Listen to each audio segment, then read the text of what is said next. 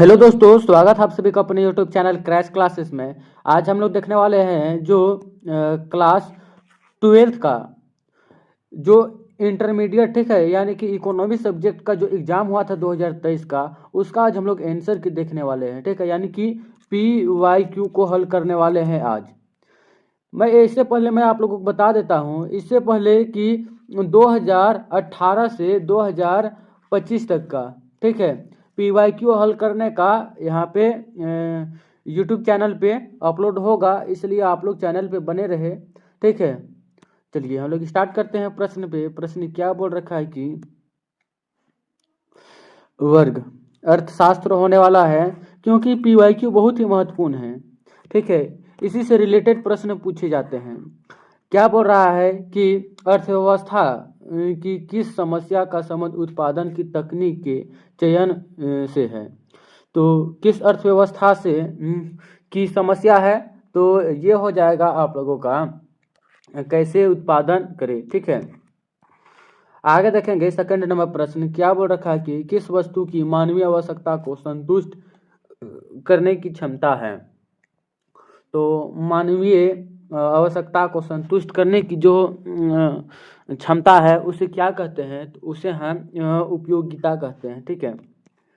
आगे देखेंगे 3 नंबर प्रश्न क्या बोल रखा है कि उपयोगिता के कर्मवचन विश्लेषण का प्रतिपादन किसने किया था। तो ये किया था आपका हेक्स और एलेन ने, ठीक है। 4 नंबर प्रश्न देखते हैं क्या बोल रखा है कि निम्नलिखित चित्र को प्रदर्शित करता है। तो क्या चीज़ को प्रदर्शित करता है, ये जो चित्र कीमत और मांग की मात्रा, ये प्रदर्शित करता है पूर्णतः लोचदार मांग, ठीक है। आगे देखेंगे हम 5 नंबर प्रश्न क्या बोल रखा है कि उपभोक्ता की आयु बढ़ाने की किस वस्तु की मांग घटती है। तो हम उपभोक्ता की आयु बढ़ाने से किस प्रकार की वस्तु का मांग घट जाती है, तो घटित वस्तु का मांग घट जाती है, ठीक है। 6 नंबर प्रश्न देखते हैं क्या बोल रखा है कि दीर्घकालीन उत्पादन फलन का संबंध निम्न में से किससे है। तो दीर्घकालीन उत्पादन फलन का संबंध किससे है, तो ये हो जाएगा आप लोगों का पैमाने का प्रतिफल से, ठीक है। आगे देखते हैं क्या है कि उत्पादन फलन का व्यक्त करता है। उत्पादन फलन को व्यक्त करता है, तो कौन करता है उत्पादन फलन को व्यक्त, तो ये करता है आपका QX बराबर PX। आगे देखेंगे हम 8 नंबर प्रश्न क्या बोल रखा है कि किसी वस्तु के उत्पादन की स्थिर लागत 60 रुपये है, वह यदि उस वस्तु को 10 रुपये इकाई उत्पादन की औसत स्थिर लागत क्या हो जाएगी। तो ये हो जाएगी स्थिर लागत लगभग आपका लगभग 60 रुपये, ठीक है। आगे देखेंगे हम 9 नंबर प्रश्न क्या बोल रखा है कि दो समांतर समान क्या है, सही से दिखाई नहीं दे रहा है, क्या है, दो समांतर वक्र के बीच दूरी को व्यक्त क्या करता है, तो कौन करता है, तो ये करता है आपका लगभग में अंतर, ठीक है। 10 नंबर प्रश्न देखते हैं क्या बोल रखा है कि निम्नलिखित में से कौन सही है। तो कौन सही है, तो ये हो जाएगा आपका ऑप्शन नंबर सेकेंड, ठीक है, यानी कि TC बराबर क्या हो जाएगा TFC माइनस TVC। आगे देखेंगे हम क्या 11 नंबर प्रश्न की उत्पादन की मात्रा में परिवर्तन करने पर किस लागत में परिवर्तन नहीं होता है। तो किस लागत में परिवर्तन नहीं होता है, तो ये हो जाएगा आपका कुल स्थिर लागत, ठीक है। आगे देखेंगे 12 नंबर प्रश्न क्या बोल रखा है कि औसत क्या है, सही से तो दिखाई नहीं दे रहा है, लेकिन औसत सामान बंद वागार, यानी सही से पहचान नहीं आ रहा तो आंसर किसे मारेंगे, ठीक है। आगे देखेंगे क्या बोल रखा है, किस बाजार में AR बराबर MR होता है, तो पूर्णतः प्रतियोगिता बाजार में, ठीक है।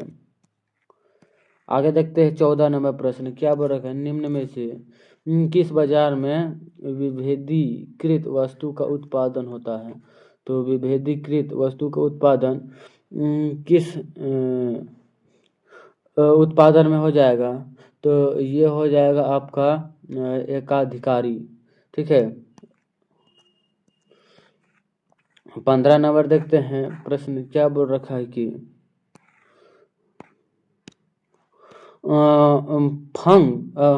फंग के संतुलन की मूल शर्त है, तो फंग की संतुलन की मूल शर्त क्या हो जाएगी, तो ये हो जाएगा आपका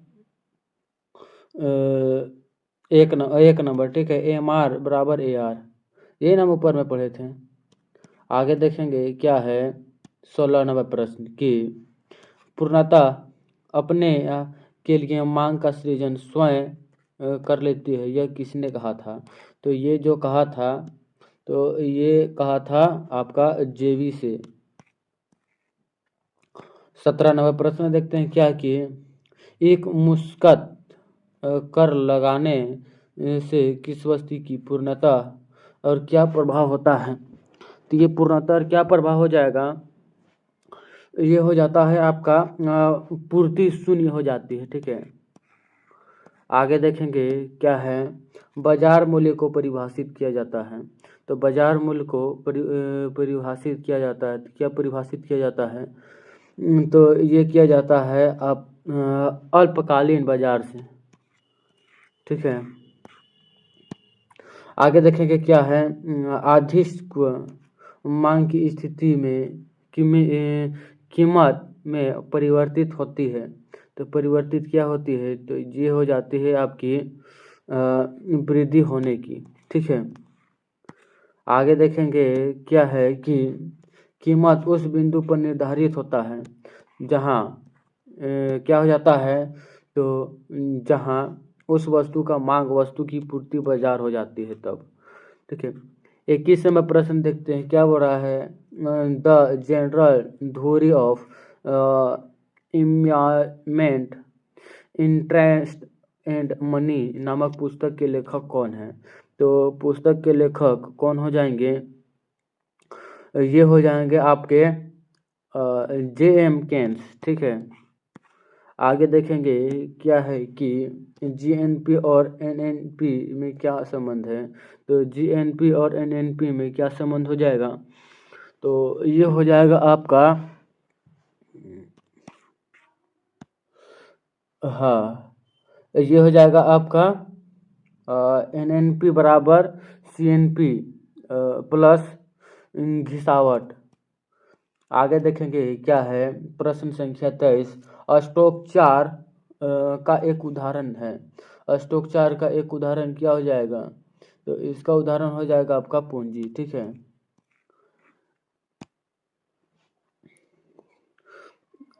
देखते हैं आगे 24 नंबर प्रश्न, क्या बोला, राष्ट्रीय आय के अवकलन में किस वस्तु या सेवा का मूल्य एक से अधिक बार शामिल करना पड़ता है, तो एक से अधिक बार शामिल करना पड़ता है, तो क्या करना पड़ता है, कि ये दोहरा गणना क्या करना पड़ता है, ठीक है। आगे देखेंगे हम 25 नंबर प्रश्न, क्या बोल रखा है कि निम्न में से किस वस्तु के निर्माण में गेहूं का मध्यवर्ती वस्तु है, तो गेहूं मध्यवर्ती वस्तु है, तो क्या चीज़ का हो जाएगा, तो ये हो जाएगा ब्रेड बिस्कुट और चपाटी, ठीक है, यानी रोटी ब्रेड मतलब के जो बाजार मिलता है बिस्कुट, ये सब के सब गेहूं से मध्यवर्ती है, यानी कि गेहूं से मिलकर लगभग बनता है, इनमें से भी हो जाएगा, ठीक है। आगे देखेंगे मुद्रा का कार्य क्या है, तो मुद्रा का कार्य विनिमय का माध्यम तो है ही, ठीक है। उसके आगे क्या है, मूल्य का संचय भी करता है, मूल्य का मापन भी करता है, यानी कि इनमें से भी हो जाएगा, ठीक है, यानी कि ऑप्शन नंबर डी। आगे देखेंगे 27 नंबर प्रश्न, क्या बोल रखा है कि किसने कहा मुद्रा वह है जो मुद्रा का कार्य करे, तो मुद्रा का कार्य कौन करता है? तो ये इनके लिए जो है परिभाषा है, बोले गए शब्द है। तो ये हो जाएगा आपका हार्टेल्स विदर्स, ठीक है। आगे देखते हैं, भारत का केंद्रीय बैंक है, तो भारत का केंद्रीय बैंक क्या हो जाएगा? भारतीय रिजर्व बैंक ऑफ इंडिया। आगे देखेंगे क्या है कि केंद्रीय बैंक का मुख्य कार्य क्या है? तो केंद्रीय बैंक का मुख्य कार्य क्या हो जाएगा? तो ये हो जाएगा केंद्रीय सरकार व बैंक एजेंट्स, ठीक है। दूसरा हो जाएगा बैंकों का बैंक, तीसरा हो जाएगा नोट का जारी करना। इनमें सभी जहाँ दिया तो लगभग हो जाएगी इनमें सभी, ठीक है। आगे देखेंगे क्या है, उपभोग फलन सी बराबर ए प्लस बी वाई में स्वायत्ता उपभोग है। तो स्वायत्ता उपभोग क्या हो जाएगा? तो ये जो हो जाएगा आपका ऑप्शन नंबर 2 यानी ए के बराबर। आगे देखें क्या है, मंदी वह अवस्था है जो अर्थव्यवस्था में, ठीक है। तो क्या है? तो ये हो जाएगा आपका 4 नंबर, ठीक है। रोजगार तथा उत्पादन स्तर गिरता है।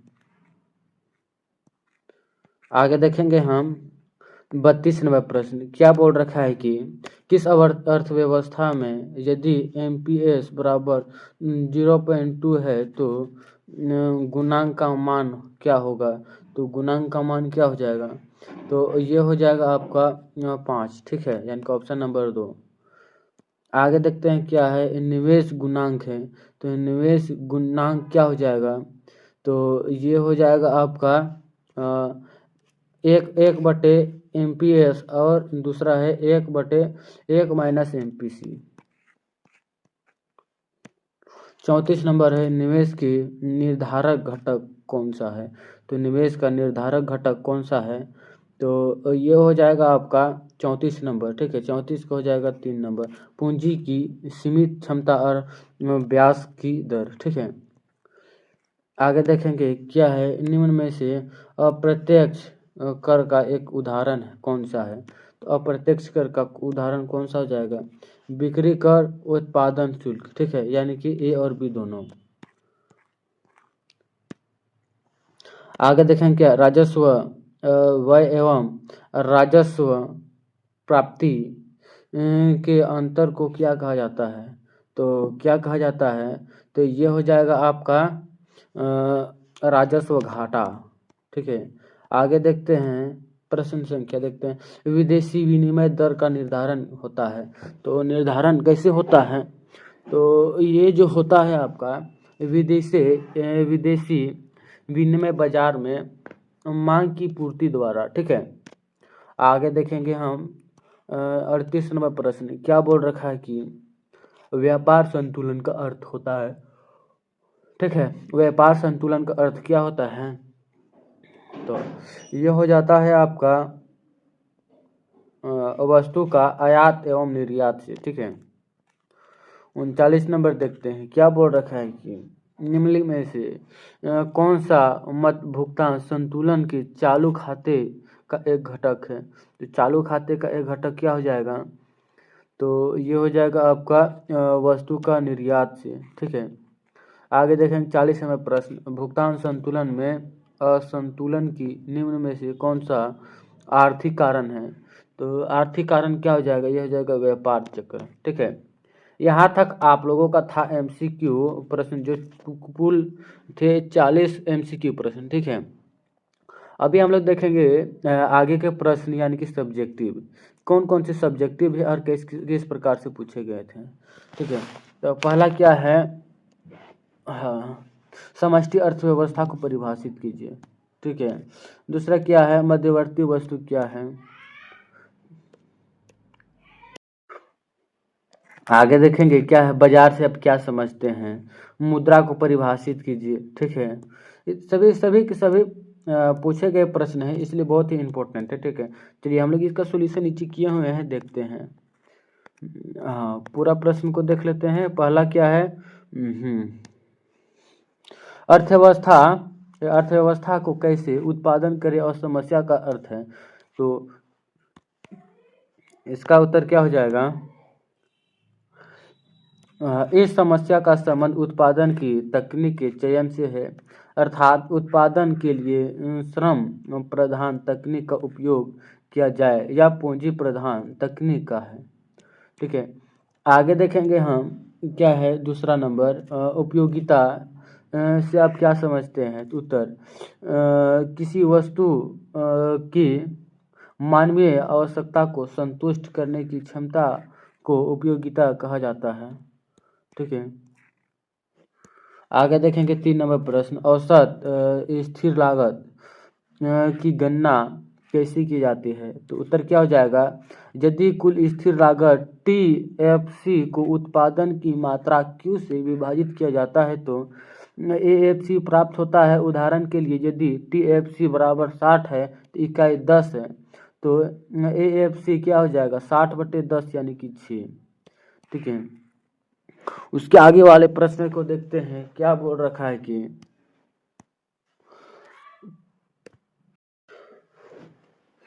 है कि पूर्ण प्रतियोगिता बाजार में AR और MR के बीच क्या संबंध है? तो दोनों के बीच क्या संबंध है? तो हम लोग क्या जानते हैं? उत्तर, पूर्ण प्रतियोगिता बाजार में औसत आगम AR, ठीक है, और सीमांत आगम MR हमेशा एक दूसरे के बराबर यानी कि AR बराबर MR है होते हैं। ठीक है, आगे देखेंगे लघु उत्तरीय प्रश्न। पहला प्रश्न क्या बोल रखा है कि उत्पादन फसल को स्पष्ट करें। उत्पादन फसल क्या होता है उसके बारे में पूरी डिटेल बताना है। ठीक है, तो चलिए हम लोग उत्पादन फसल के बारे में जानते हैं। क्या है उत्पादन फसल?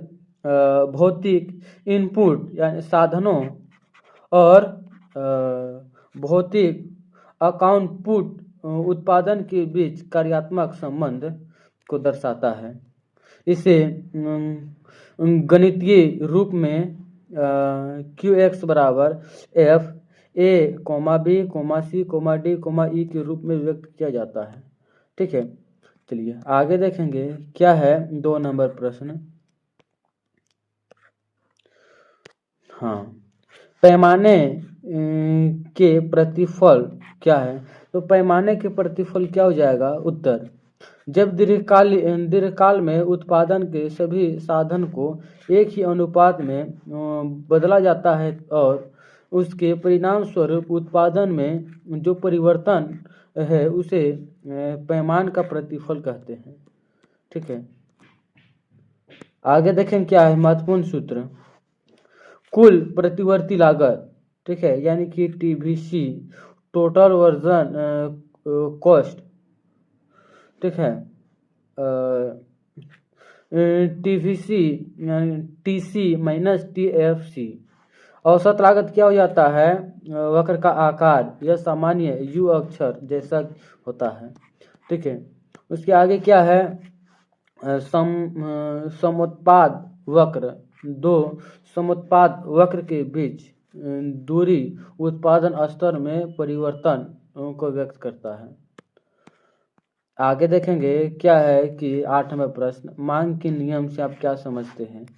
ठीक है, उत्तर, मांग के नियम कहता है कि अन्य बातें समान रहने पर किसी वस्तु का मूल्य बढ़ने पर उसकी मांग घटती है और मूल्य घटने पर उसकी मांग बढ़ती है। ठीक है, जैसे कि कोई भी वस्तु का दाम घट जाएगा तो जो रहेगा मांग बढ़ जाएगा। ठीक है, लेकिन जैसे जैसे मांग बढ़ता है तो वैसे वैसे उसका दाम बढ़ जाता है। ठीक है,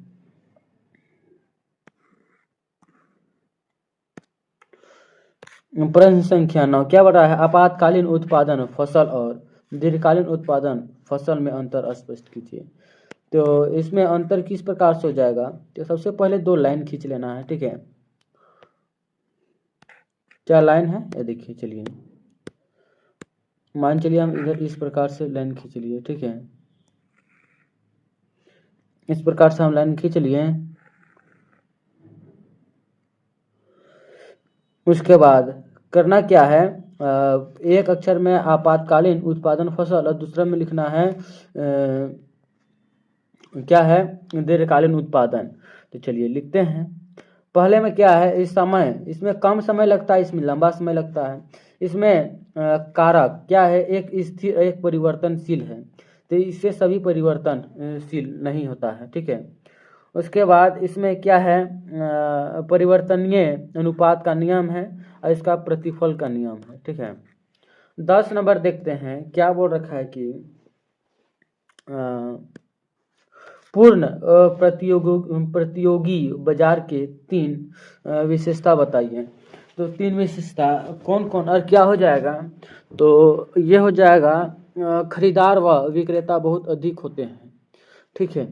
और दूसरा क्या हो जाएगा, वस्तु समरूप एक जैसी होती है, जैसे एक जैसी होती है, ठीक है। तीसरा हो जाएगा मूल्य पर किसी का नियंत्रण नहीं होता है। आगे देखेंगे प्रश्न संख्या 11, सकल घरेलू उत्पाद जीडीपी और सकल राष्ट्रीय उत्पाद जीएनपी में अंतर स्पष्ट कीजिए, ठीक है। आगे क्या है कि जीडीपी देश की सीमा के भीतर उत्पादन, ठीक है, ग्रोथ डोमेस्टिक प्रोडक्ट यानी कि देश के भीतर इसमें जो है उत्पादन का गणना किया जाता है। और जीएनपी मतलब कि ग्रोथ नेशनल प्रोडक्ट, ठीक है, जीडीपी प्लस विदेश से प्राप्त शुद्ध आय, ठीक है, यानी कि इस देश से पैदा हुआ सो और दूसरे विदेश से जो शुद्ध आय आ रहा है उससे दोनों की गणना की जाती है।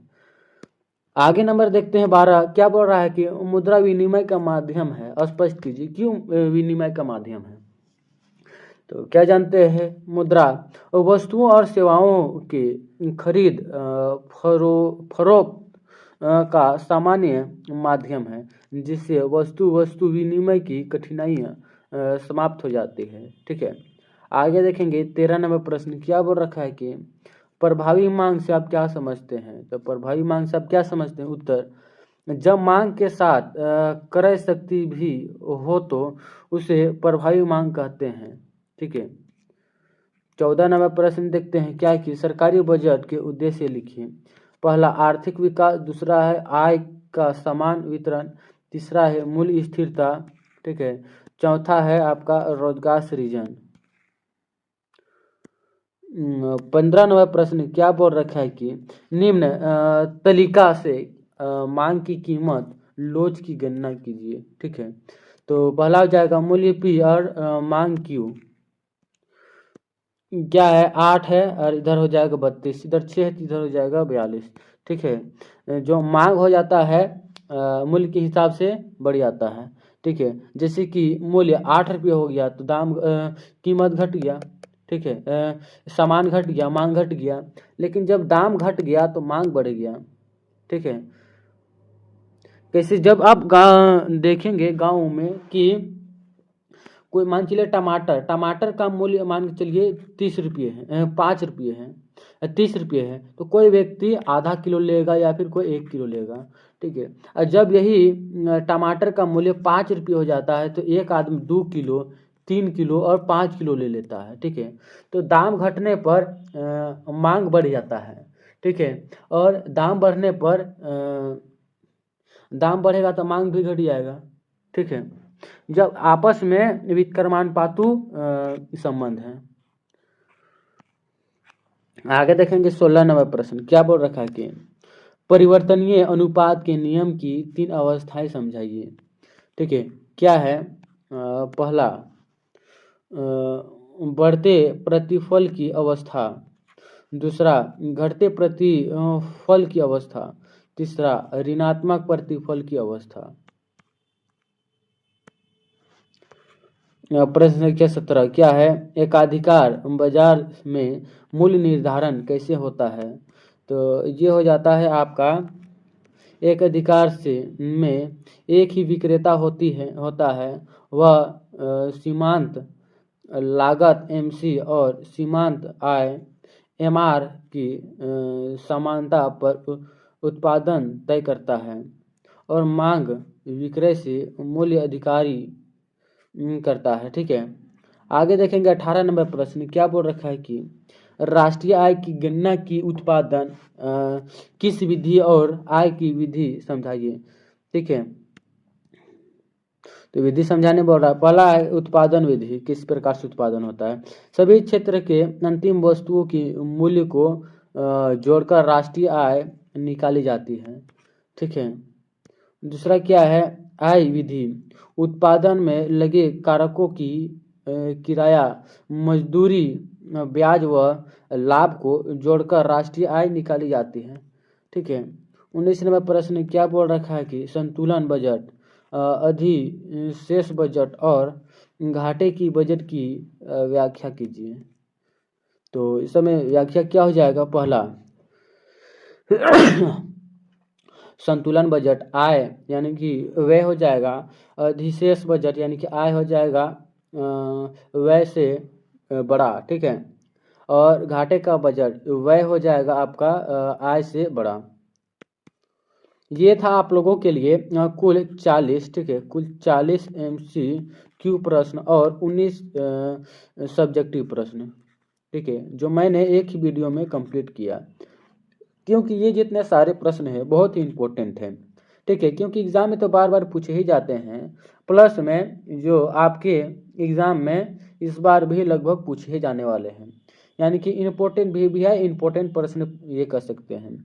बहुत सारे ऐसे प्रश्न होते हैं डायरेक्ट आपके एग्ज़ाम में हुबहू छाप देते हैं, इसलिए आप लोगों को मिस नहीं करना है। आप लोग यदि 2018 से 2025 तक का देखना चाहते तो हमारे यूट्यूब चैनल के प्लेलिस्ट में जाकर देख सकते हैं। ठीक है, और अपना पढ़ाई बेहतरीन तरीका से कर सकते हैं। चलिए फिर मिलेंगे अगले बेहतरीन टॉपिक के साथ। जय हिंद, जय भारत।